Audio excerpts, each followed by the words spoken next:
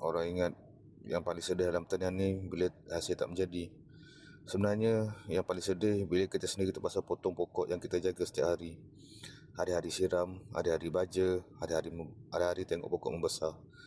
Tapi bila virus mula merebak, kadang kita tak ada pilihan. Kalau simpan satu pokok sakit, habis satu kebun boleh kena. Dan waktu kita mula potong pokok satu demi satu, jujur saya cakap, hati memang pilu, hati memang sedih. Tapi petani bukan tengok pokok tu sebagai batang dan daun saja. Petani nampak masa, tenaga, duit, harapan dan pengorbanan yang curahkan sejak hari pertama kita menanam. Lagi sakit bila esok Raya Haji, Raya Korban. Dan hari ini kami juga sedang belajar tentang pengorbanan. Kadang dalam hidup, untuk selamatkan sesuatu yang lebih besar, kita terpaksa lepaskan sesuatu yang kita sayang. Bukan sebab kita mahu, tapi sebab kita perlu.